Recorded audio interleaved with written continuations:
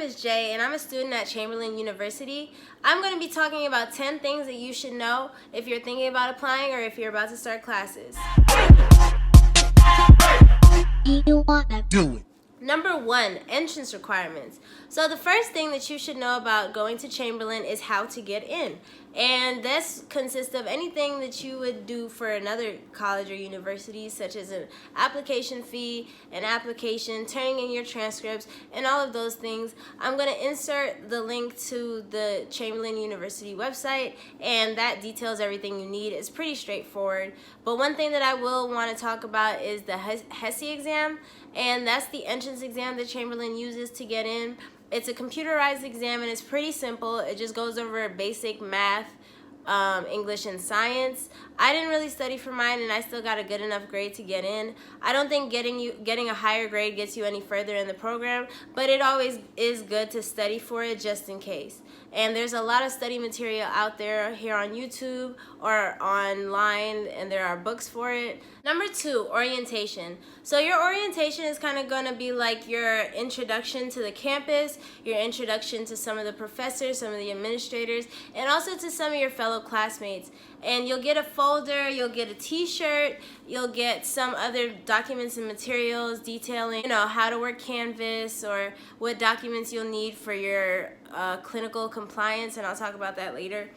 At my orientation, they gave us light refreshments. I think we had like pizza and some juice for lunch. It took pretty much like all day. Not all day, but maybe like 8 a.m. to 1 p.m. or something like that. It was pretty lengthy, like about 5-6 hours. And we went to the computer lab, we went around the campus, and they just talked to us. Our dean talked to us, and our assistant dean talked to us, and just told us kind of like what their expectations were out of us and what our expectations should be out of nursing school. And this happened the week before we started classes. Number 3, important documents. So when you go to get into Chamberlain and you start your classes, you're going to need to start working on your clinical compliance, and that's basically your medical clearance to go to clinicals. And your clinical compliance needs to be completed way before you even start clinicals. For example, I started in January of 2019, and my first clinical was in September of 2019, but I still needed to have my clinical compliance ready and complete by, I believe, like February or March. It was only like the first session that we had to complete that clinical compliance. And that consists of your medical physical and your vaccination records. You have to do a 2-step TB test, and you have to get a flu shot. So all of those documents are uploaded into a website called Complio, and that's how they track if you're ready or not for clinicals.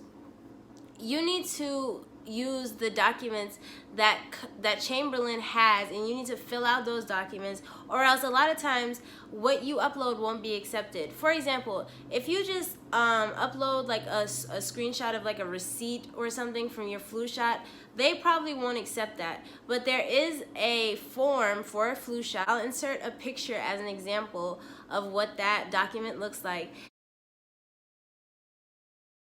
And when you fill that out, that's the only thing that they're going to accept, to say, yes, she had her flu shot. And it's the same thing for your health insurance. Now, let me talk about the health insurance. The health insurance is very important because if you do not fill out a waiver saying that you do have your own health insurance, they will charge you $400 to $500 extra. And I got caught up in this because I didn't do it the right way. So make sure that if you do have your own health insurance, you fill out the health insurance document and you upload it into Complio so that Chamberlain knows that you have your own health insurance and they won't charge you for it. And that's very important because once they charge you for it, you can't get that money back, and that's a lot of money. Number 4, curriculum. So the Chamberlain College of Nursing or Chamberlain University nursing program is a bachelor's program. As of 2020, it has 122 credit hours, and there are also clinical hours, which is your time at a medical facility doing hands-on nursing, like nursing training. And then you have lab hours, which is either in like a science lab for like your A&P or your chemistry or biology, or it is like being in the simulation lab or the sim lab, and that's more for like your nursing courses that you'll have a lab for.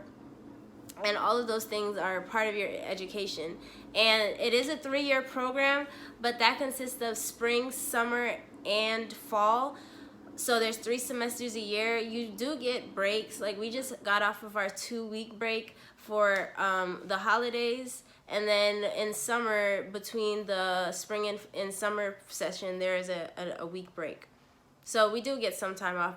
I'm sure if you already talked to your advisor to get into Chamberlain, you've gotten your degree plan, and you may see only 1 or 2 classes at a time, and you can try to negotiate with them to see how you could either like extend it or change the classes around, but there's not that much room for moving things around because you cannot take more than 1 class of the clinical at a time. For example, this coming up summer, I have maternity for 8 weeks, and then I have peds for 8 weeks, and those are each 5 credit hours each, and they both have clinicals. When I first started talking to my advisor, I asked, hey, can I put these classes in the same session so that I could graduate a little bit earlier?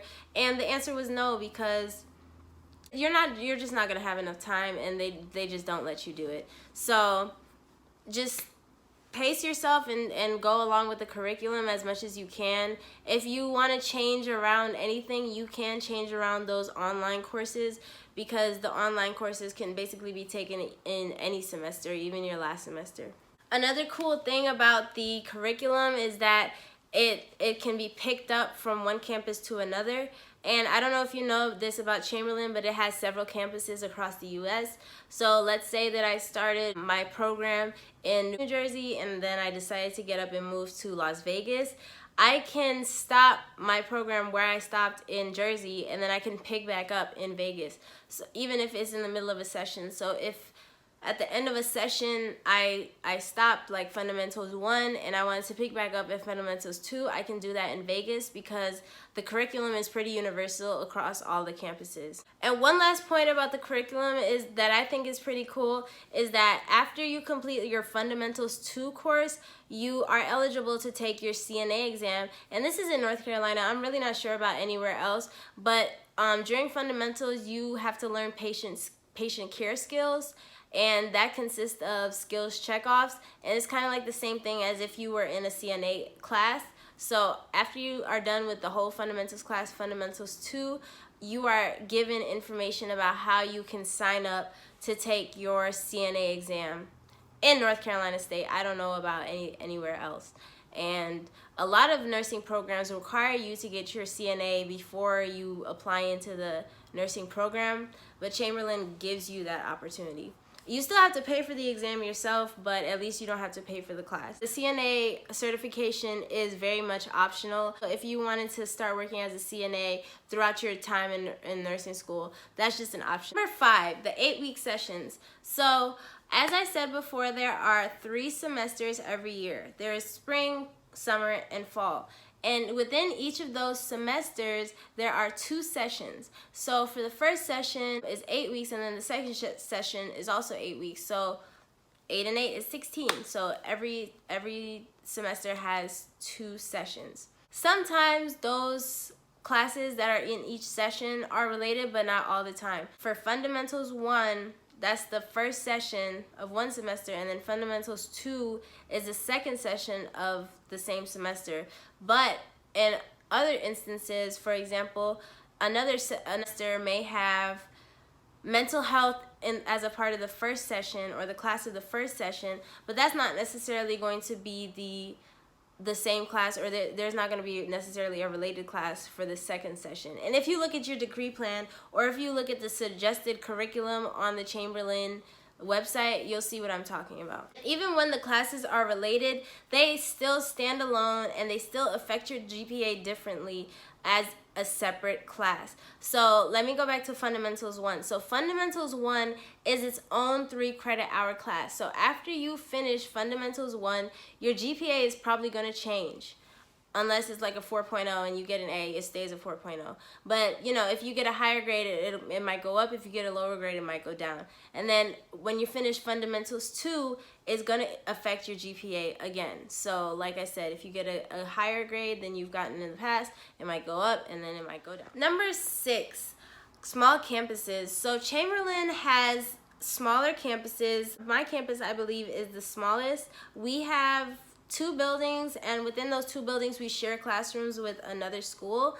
But I think it's beneficial because this makes our class sizes smaller. I originally started doing pre-nursing classes at a larger school, a traditional 4-year college, and my organic chemistry class was over 200 people.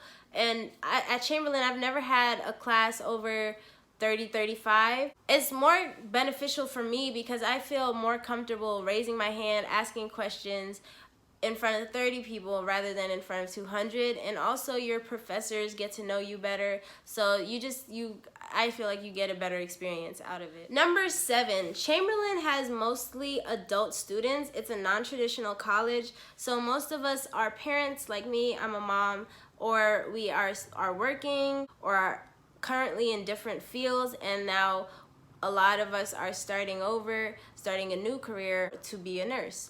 This can be kind of like a pro and a con, because if you are straight out of high school and you choose to go to Chamberlain, you might feel a little thrown off because everyone around you is older and already has like established lives. It's also a positive thing if you are an adult because Chamberlain caters to the working adult. So a lot of policies that are at other schools, such as a lockout policy or a no late assignment policy, doesn't exist at Chamberlain because, like I said, they cater to people who have other things going on, and they try to be considerate of that because we are a non-traditional college. Number 8, tuition.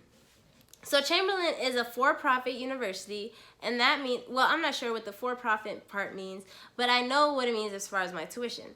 It means that they can change the tuition throughout my time at Chamberlain. So when I started at Chamberlain, tuition was about $675 a credit hour, but now as of January 2020, it's gone up to, I believe, $700 a credit hour. Number 9, the grading scale. So for the nursing classes and the general ed classes, the grading scales are different. For the general ed classes, it's the typical 10-point scale. So from 90 to 100 is an A, from 80 to 89 is a B, and so on and so forth.